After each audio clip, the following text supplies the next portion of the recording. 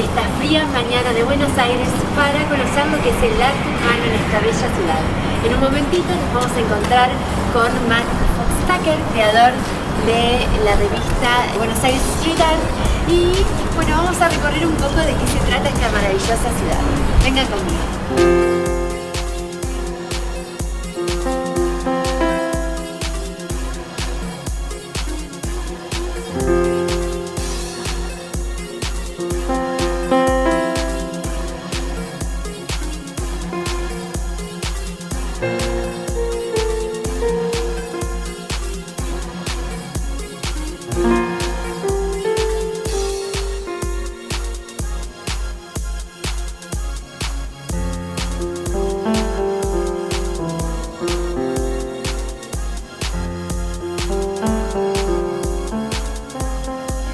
Tell us a little about Buenos Aires Street Art.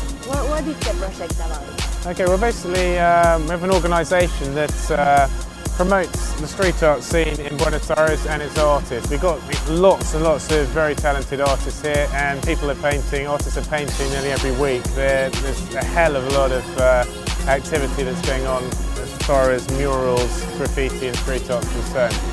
Also we run street art tours and also run events or organise events to paint buildings, walls, etc.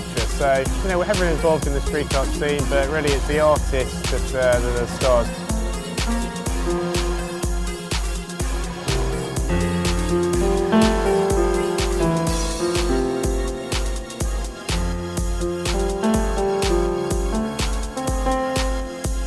For me, the turtle is one of the best, if not the best artwork painted at Meeting of Styles Festival last year. It shows a 3D turtle, a flying 3D turtle exploding out of the wall of this factory building.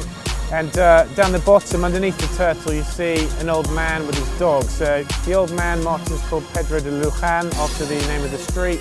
And this is an old guy who's you know, in the last few years of his life, and he thinks about his imagination is running wild, and the turtle represents his memories from his life flashing before him. And Martin uses this technique that he calls hyper-realism. So he paints creatures, animals, people, or his own creations with such detail.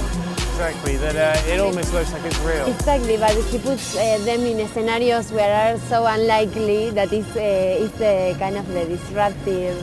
Yeah, he likes this play between the fantasy and the ordinary, if you like.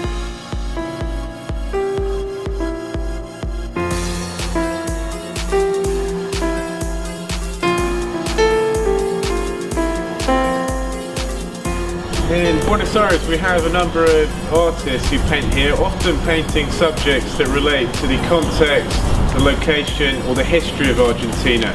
Over here we have a mural painted by the French artist Chloe Tarabi, who was in Buenos Aires staying here for a number of months. And over here you see the bars of this building represent the bars of a prison cell.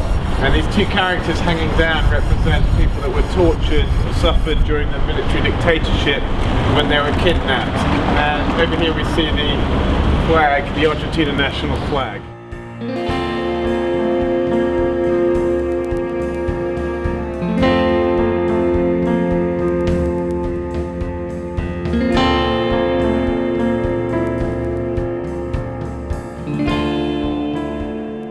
The Spanish painter Aris painted this, it's actually painted next to a nursery school, so often he paints monsters, but he told us he didn't want to paint a monster being with kids. He was very considerate by the context.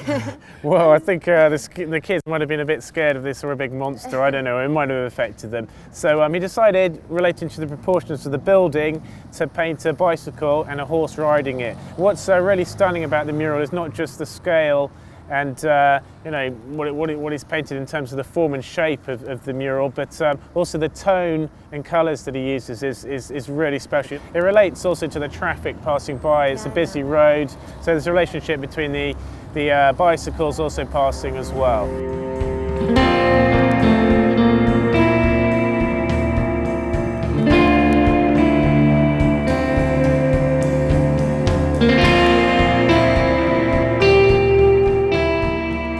This mural, I think, is the best mural possibly painted anywhere in the world in 2011, painted by the Italian street artist Blue.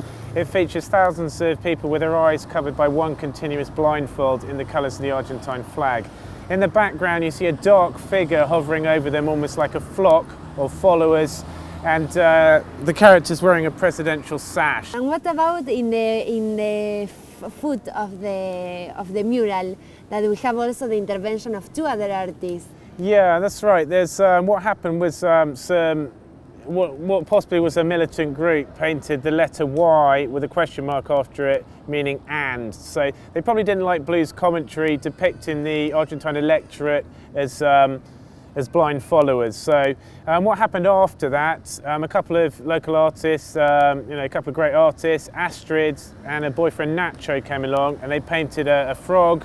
Nacho likes to paint hermaphrodite animals, in this case a frog, and Astrid likes to paint some cool portraits, often in a style a little bit like Toulouse-Lautrec.